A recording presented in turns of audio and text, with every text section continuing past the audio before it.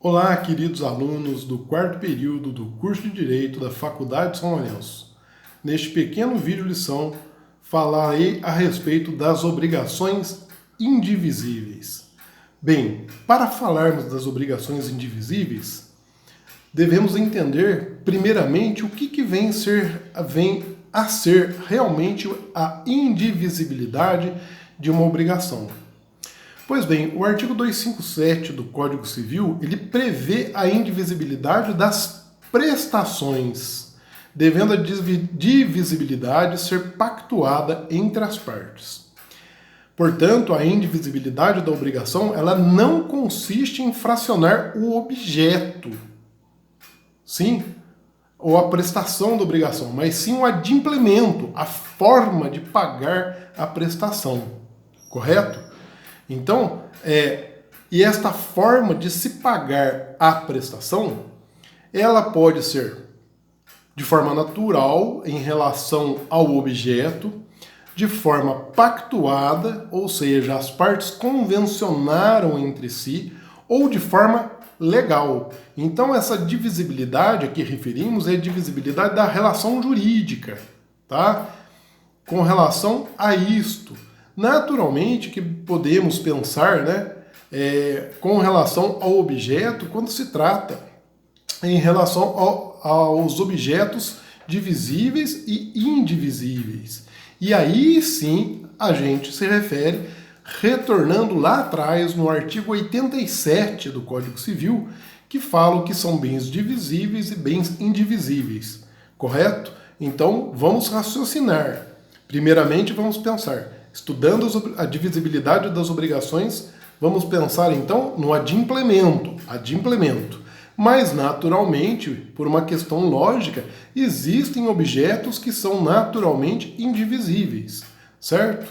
Então lá no artigo 87 do Código Civil está detalhado, né, que são bens divisíveis, os bens que podem se fracionar sem alteração na substância, ou seja, diminuição considerável do seu valor ou prejuízo do uso que se destinam. São divisíveis, portanto, os bens que se podem fracionar em porções reais e distintas, né? Cada uma formando o seu todo. É o caso que a gente ouve falar do exemplo do caminhão que está trazendo areia, né? Ou que está trazendo brita, e que ele vai trazer partes, mas a gente vai considerar o todo, né? Então, se formos analisar o conceito da divisibilidade das obrigações, devemos pensar primeiramente na forma de adimplemento, correto? Porque, por exemplo, a própria lei pode dizer que uma obrigação é indivisível, forçando que o adimplemento seja único. Poderia ser parcelável, mas por uma decisão judicial passa a ser único, ou porque as partes convencionaram.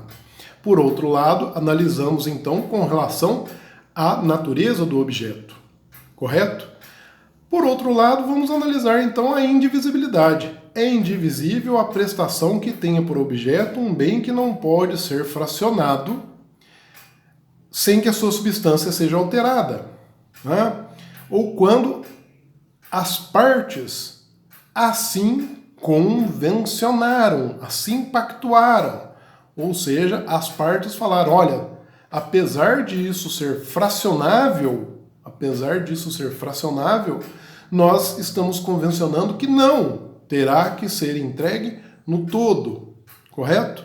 E como eu acabei de citar, a forma legal. Falando então da forma legal, o raciocínio se torna ainda mais conceitual, mais amplo.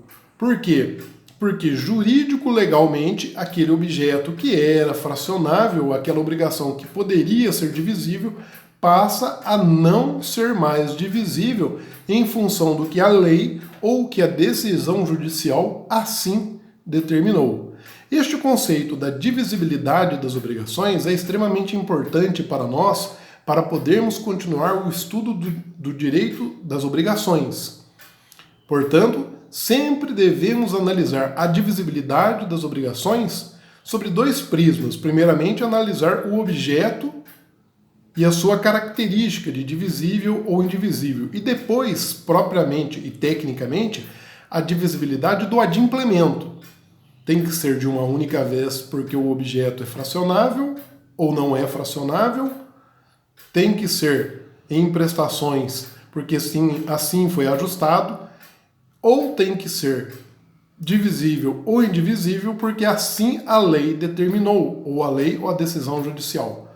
Correto, pessoal? Então, até a próxima videolição.